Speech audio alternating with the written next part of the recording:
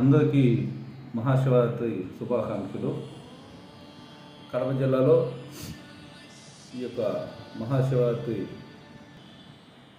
ఈ నెల 28వ తేదీ నుంచి మార్చి 1, 2 తేదీల్లో అనగా 28వ తేదీ సోమవారం, 1వ తేదీ మంగళవారం, 2వ తేదీ బుధవారం, మంగళవారం నాడు మహాశివరాత్రి పర్వదిన ఉంది.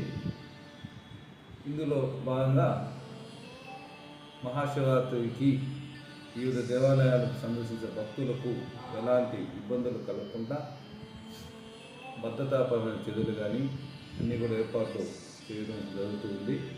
అందులో భాగంగానే శ్రీయుత కలెక్టర్ గారు ఇటీవల కాలంలో అన్ని శాఖ అధికారులతో కూడా సమావేశం ఏర్పాటు చేసుకుని అన్ని సూచనలు జారీ చేయడం జరిగింది. భక్తులకు ఎలాంటి అసౌకర్యం కలిగించుకుంటూ అన్ని ఏర్పాటు చేయమని చెప్పి, ముఖ్యంగా కడప జిల్లాలో శైవ క్షేత్రాలు ప్రధానంగా కొండ ప్రాంతాల్లో దట్టమైన అడవుల్లో ఉన్నాయి. ఎక్కువ మంది భక్తులు ఆ దేవస్థానానికి సందర్శిస్తుంటారు.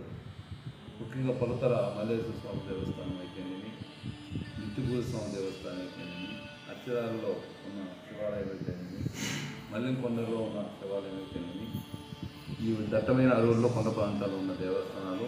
ఇవే కాకుండా ఎక్కువ మంది వచ్చే దేవస్థానాల్లో అల్లాడపల్లి వీరభద్ర స్వామి దేవస్థానం, నక్రీటిపల్లి గంగమ్మ జాతరకు వచ్చే భక్తులు, రాయచోటి బ్రహ్మోత్సవాల్లో కూడా ఇందులో భాగంగా జరుగుతున్నాయి. కాబట్టి పొద్దుటూరు శివాలయం, ఎల్లాల ఆంజనేయ స్వామి దేవస్థానం, అదేవిధంగా ఈ లంకమల్లలో ఉన్న శివాలయం, కోడూరులో ఉన్న బుధంగేశ్వర దేవస్థానం, కడప టౌన్లో ముత్యంజయ స్వామి దేవస్థానం, వివిధ దేవస్థానాల్లో ఎక్కువ మంది భక్తులు వచ్చే అవకాశం ఉంది ఈ దేవస్థానాలు. అందువల్ల సుమారుగా ప్రతి దేవస్థానంలో కూడా ఇప్పుడు మనం చెప్పుకున్న దేవస్థానంలో మొదటి పొలతల నిత్యభూరి స్వామి దేవస్థానం, అత్యరాలు ఇటువంటి దేవస్థానాలు లక్ష మంది భక్తులు వచ్చే అవకాశం ఉంది. మిగతా దేవస్థానాల్లో 30 నుంచి 40 వేల మంది ఈ యొక్క దేవస్థానానికి సందర్శించే అవకాశం ఉంది. ముఖ్యంగా నేను చెప్పదలుచుకుంది ఏమిటంటే, కోవిడ్ నేపథ్యంలో మనం కోవిడ్ నిబంధనలు పాటిస్తూ తప్పనిసరిగా భక్తులు మాస్క్ ధరించాలి, ఫిజికల్ డిస్టెన్స్ మెయింటైన్ చేయాలి, సొంత శానిటైజర్ని ఏర్పాటు చేసుకుని రావాలి. సాధ్యమైనంత వరకు ఇంటి దగ్గర నుంచి ఫుడ్ని కూడా తీసుకొచ్చి తినేటట్టుగా ఏర్పాటు చేసుకోవాలి. మార్నింగ్ వచ్చి ఈవినింగ్ వెళ్ళేటట్టుగా కూడా భక్తులు దర్శనం చేసుకునే విధంగా కూడా ప్రయత్నం చేయాలి. రాత్రి సమయాల్లో కొండ ప్రాంతం పొల్యూషన్ అయ్యే ప్రమాదం కాబట్టి ప్లాస్టిక్ని పూర్తిగా నిషేధించడం జరిగింది. అదేవిధంగా అటవీ ప్రాంతాల్లో ఈ యొక్క అగ్గిపుల్లలు మంటకి ఏర్పడే పదార్థాలు కూడా చూసుకోకపోవద్దని కూడా విజ్ఞప్తి చేస్తున్నాను.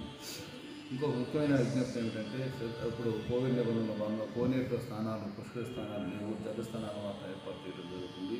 అదేవిధంగా అర్చనలు కానీ, అభిషేకాలు కానీ, తీర్థ ప్రసాదాలు కానీ ఏమీ దేవస్థానాలు ఉండవు. సులభంగా దర్శనం, లఘు దర్శనం అన్ని దేవస్థానాలు ఏర్పాటు చేయడం జరుగుతుంది. కాబట్టి ముఖ్యంగా భక్తుల యొక్క ఆరోగ్య దృష్టి ఏర్పాటు చేస్తున్నాము. దయచేసి వీటిని భక్తులు కూడా గమనించగలరని ప్రార్థిస్తున్నాను.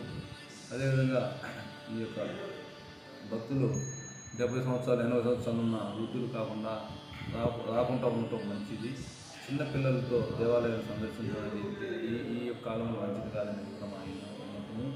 ఏదైనా ఇంకొక ముఖ్యమైన విషయం ఏంటంటే, 28వ తేదీ సోమవారం, 1వ తేదీ మంగళవారం, ప్రధానంగా మంగళవారం మహాశివరాత్రి. అదొక్క రోజైనా కాకుండా ఈ యొక్క 10 రోజుల్లో మహాశివరాత్రి యొక్క పుణ్యకాలం ఉంటుంది. కాబట్టి 3 రోజులు దేవస్థానాల్లో ఏదో ఒక రోజు వచ్చి దర్శనం చేసుకోమని ప్రత్యేకంగా విజ్ఞప్తి చేస్తున్నాను. ఎందుకంటే మహాశివరాత్రి రోజే దేవాలయాన్ని సందర్శించాలనే భావన పక్కకు పెట్టి, ముందు రోజు ఆ తర్వాత రోజు కూడా శివరాత్రి 11 రోజుల పాటు ఆ యొక్క ఇది ఉంటుంది కాబట్టి, ఆ యొక్క పుష్కర కాలం ఉంటుంది కాబట్టి, పుణ్యకాలం ఉంటుంది కాబట్టి దయచేసి దీన్ని అర్థం చేసుకోవాల్సిందిగా, 3 రోజులు ఒకే రోజు కాకుండా 3 రోజుల పాటు భక్తులు దర్శనం చేసుకునే విధంగా రావాలని కోరుకుంటూ, మిగతా ఇంకా 10 రోజుల టైం ఉంది కాబట్టి ఎక్కడికైనా దేవస్థానాలు లోటుపాట్లు ఉంటే కూడా సరిదిద్దుకొని తమ తీవ్రతో కూడా సమావేశం ఏర్పాటు చేసుకోవడం జరిగింది.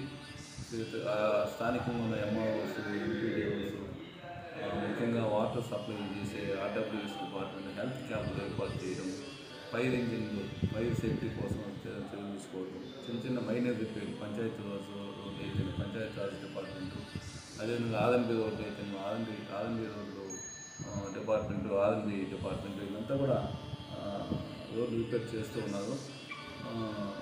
అదేవిధంగా ఈ ప్రైవేట్ ట్రాన్స్పోర్ట్ కాకుండా ఆర్టీసీని ఎక్కువగా మాస్ ట్రాన్స్పోర్ట్ను ఉపయోగించాలి. తద్వారా చిన్న చిన్న వాహనాలు తీసుకెళ్తే అడవి ప్రాంతాల్లో పార్కింగ్కి చాలా ప్రధానమైన సమస్యగా ఉంటుంది. ముఖ్యంగా నిత్యభూస్వామి దేవస్థానం, అదేవిధంగా ఇక్కడ కొలతల దేవస్థానంలో వెళ్ళిన వారు దర్శనం చేసుకుని ఇమీడియట్గా కొండ ప్రాంతాలను దిగేసి సురక్షితంగా ఇళ్ళకి వెళ్ళాలని కూడా విజ్ఞప్తి చేస్తున్నాం. అన్నీ అక్కడే స్టే చేయాలి, అక్కడే 3 రోజులు ఉండాలనే ఆలోచన పక్కన పెట్టి సోమవారం సులభంగా దర్శనం చేసుకుని ఇంటికి జాగ్రత్తగా వచ్చారని భక్తులు మనం చేస్తున్నాం.